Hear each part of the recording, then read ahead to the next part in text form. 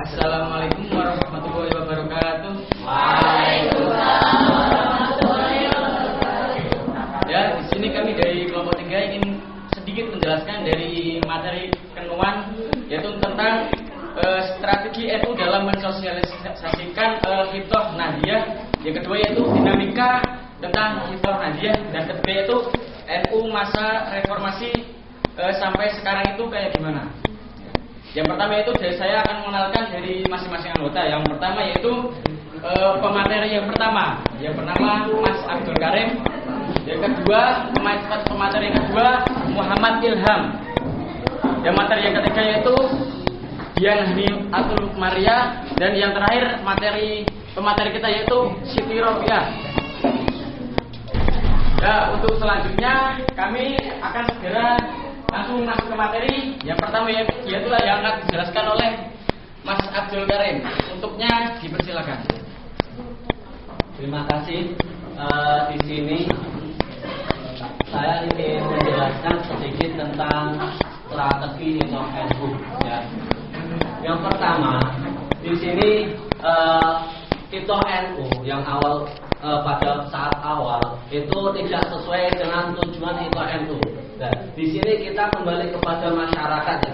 Di sini masyarakat itu pada zaman dahulu itu NU mempunyai tujuan itu adalah sebagai organisasi kemasyarakatan dan organisasi keagamaan. Di situ NU bertujuan untuk apa? Pengabdian di masyarakat. Tapi di sini tujuan NU itu tidak berjalan dengan baik. Nah, NU sendiri pada saat itu masuk ke dalam dunia politik, yaitu tidak sesuai dengan rumusan atau tujuan NU pada zaman dahulu. Nah, maka dari itu di sini diterangkan yaitu hidup segan mati tak mau. Di situ apa? Bahwa pada saat itu NU itu sangat berantakan sampai NU itu masuk ke dalam pesanan itu tidak bisa. Adanya adalah PPP, yaitu partai apa? Nah, itu. Nah, jadi di sini NU itu sangat berperan aktif di dalam lembaga atau tujuan yaitu lembaga pemasyarakatan atau pengabdian di keagamaan. Nah, tapi mengapa kok NU beralih haluan? Kenapa NU masuk ke dalam partai politik? Nah, itu tidak sesuai dengan Hifdzoh NU. Nah, kemudian di sini setelah itu yaitu para ulama itu menanggapi bahwa ini NU tidak sesuai dengan tujuan awal didirikan NU. Jadi kita harus ada perubahan atau kembali kepada Hifdzoh NU agar tujuan NU itu bisa berjalan atau sesuai dengan tujuan awal. Nah, para ulama mendiskusikan, kemudian merumuskan tentang NU ini, kemudian kembali kepada Hifdzoh NU pada zaman dahulu, yaitu sekarang juga NU sudah ada partai politik sendiri yaitu PKB.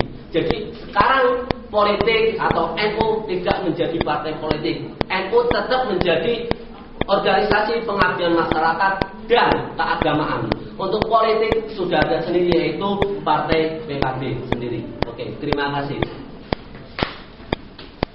Ya, untuk yang selanjutnya pemateri yaitu dari akan disampaikan oleh Muhammad Ilham, yaitu dari pemateri kedua. Untuknya dipersilakan.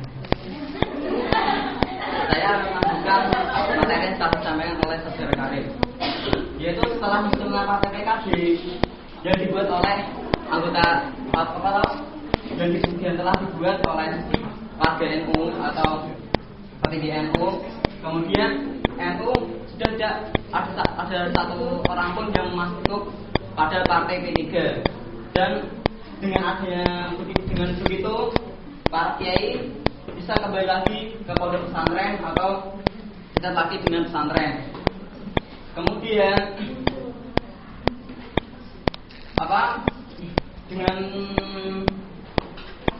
dengan itu setelah pesantren NU melakukan musyawarah atau munas alim ulama yang terdiri dari para golongan tua dan golongan muda pada tahun 1984 dan 1983. Kemudian menghasilkan dua sisi yang berbeda yang mendominasi.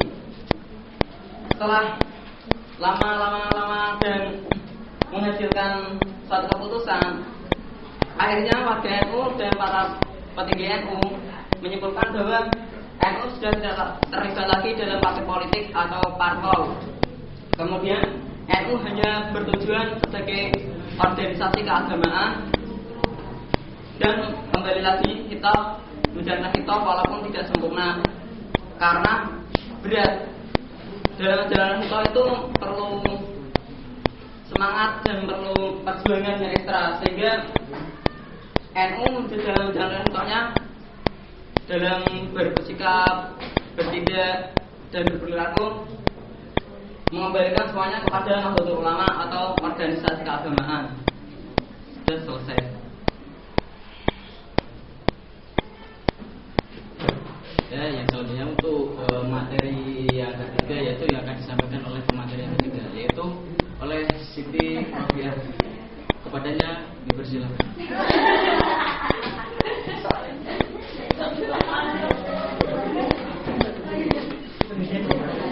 Jadi saya akan menerangkan sedikit tentang dinamika Hitoh Nadliyah.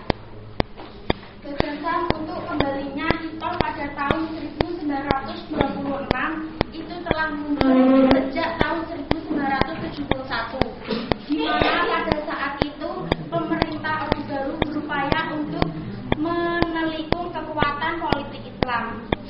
Upaya ini semakin mengental pada Muktamar tahun 1979 di Semarang, di mana muncul terjadinya dua isu utama. Yang pertama itu kembali ke Hitoh NU dan penerimaan Pancasila sebagai satu-satunya asas organisasi. Isu ini terus menggelinding sangat kuat sampai kemudian disepakati dalam Munas Alim Ulama di Situbondo pada tahun 1983. Muktamar itu Situbondo yang berlangsung pada tanggal 8 sampai 12 Desember tahun 1984 menghasilkan beberapa keputusan penting, yaitu penerimaan Pancasila sebagai asas tunggal atau landasan dasar NU. Yang kedua, pemulihan keutamaan kepemimpinan ulama dengan menegaskan supremasi syuriah atas tanfidiyah dalam status hukum. Yang ketiga, penarikan diri dari politik praktis dengan cara melarang pengurus NU secara bersamaan memegang kepengurusan di dalam partai politik. Yang keempat, pemilihan pengurus baru dengan usulan program baru yang lebih menekankan pada bidang-bidang non-politik.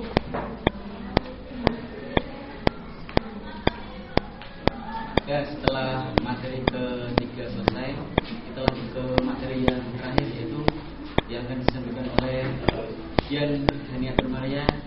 Berikutnya dipersilakan. Saya di sini akan menjelaskan tentang NU masa reformasi pada tahun 1998 hingga sekarang. Indonesia mengalami pada sekitar 1997 Indonesia mengalami krisis moneter sampai meluas pada krisis politik, ekonomi, dan pada masa Orde Baru Soeharto. Krisis tersebut terjadi sampai pada masa Orde Baru dengan pimpinannya yaitu Bapak Soeharto. Dengan adanya krisis multidimensional tersebut dapat menyebabkan adanya gerakan reformasi yang menyebabkan demonstrasi para mahasiswa yang menuntut turunnya Soeharto sebagai presiden. Ribuan mahasiswa berdemonstrasi dan menyebabkan 4 korban mahasiswa pada peristiwa Trisakti, yaitu Hendriawan dan Heri Hartanto.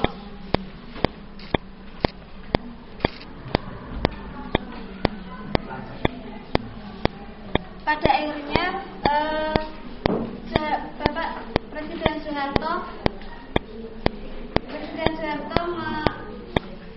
bersedia turun dari kursi jabatannya dan menyerahkan kekuasaannya pada Wakil Presiden yaitu Bapak B.J. Habibie pada tanggal 21 Mei 1998.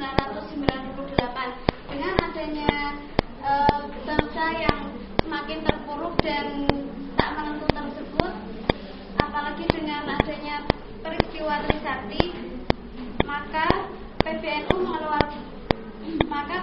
bersikap yang pertama menyatakan keprihatinan yang mendalam atas jatuhnya korban, kemudian mengucapkan bela sungkawa, merasa sedih atas jatuhnya para korban Trisakti tersebut, kemudian mengutuk aparat keamanan dan pihak yang menjadi dalang atau provokator dan pelaku tindakan brutal terhadap mahasiswa tersebut. Kemudian mendesak pada pihak-pihak yang mengatasnamakan umat Islam yang memanfaatkan simbol-simbol Islam sebagai alat untuk mencapai tujuan politiknya. Kemudian menyesalkan sikap MUI yang terkesan tidak mengayomi, padahal MUI adalah lembaga terbesar daripada lembaga-lembaga yang lainnya, karena telah membiarkan munculnya gerakan-gerakan yang memaksakan kehendak tersebut. Kemudian mendesak para pemimpin dan aparat pemerintah yang tidak dapat menjalankan amanat rakyat dalam menjaga persatuan dan kesatuan. Selanjutnya mengimbau warga NU untuk mendekatkan diri kepada Allah dan menjauhkan diri dari tindakan anarkis atau brutal. Pada periode 1999 sampai 2004, Indonesia terjadi perubahan besar berkaitan dengan penyikapan terhadap Hitoh NU 1926. Pada adanya reformasi tersebut memberikan kesempatan kepada NU untuk mendirikan sebuah partai politik baru. Dengan adanya politik tersebut, maka ada yang pro dan kontra. Dengan adanya politik tersebut, maka warga NU membutuhkan sebuah lembaga atau partai yang dapat menampung sebuah aspirasi dari politik tersebut. Maka berdirilah PKB atau Partai Kebangkitan Bangsa. Dengan adanya PKB tersebut tidak boleh merangkap jabatan,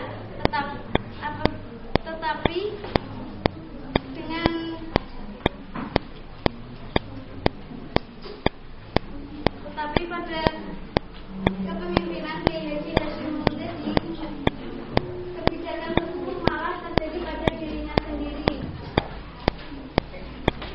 dengan ditemani oleh Megawati Soekarno Putri yang menjadi wakil presiden.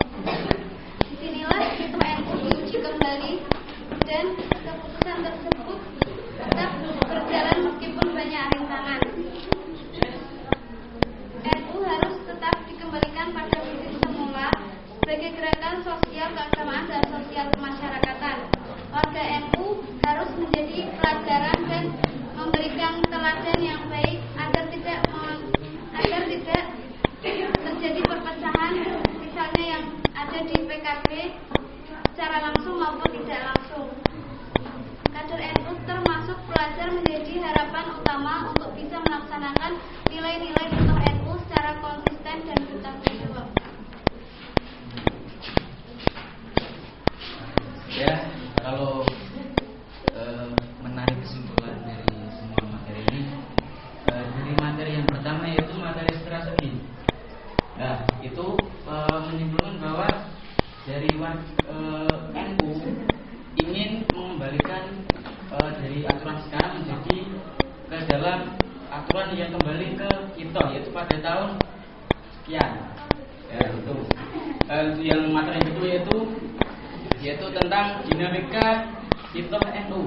Ya, di sini terjadi dua isu utama. Apa itu? Yaitu yang pertama kembali ke ITO NU, dan yang kedua yaitu penerimaan Pancasila sebagai satu-satunya organisasi yang harus dianut asasnya. Dan yang materi yang terakhir kita dapat menyimpulkan bahwa sejak tahun pada masa reformasi hingga sekarang itu banyak terjadinya beberapa peristiwa yang menggoncang negeri ini, seperti contohnya kasus Trisakti dan lain sebagainya. Karena apa? Karena itu bisa disimpulkan bahwa sangat melenceng dari ITO NU itu sendiri. Ya, kita sebagai penerus bangsa, sebagai pemuda Indonesia, kita harus bisa mempersiapkan diri ke arah yang lebih maju, ke bangsa Indonesia yang akan lebih menjadi negara yang akan lebih maju dari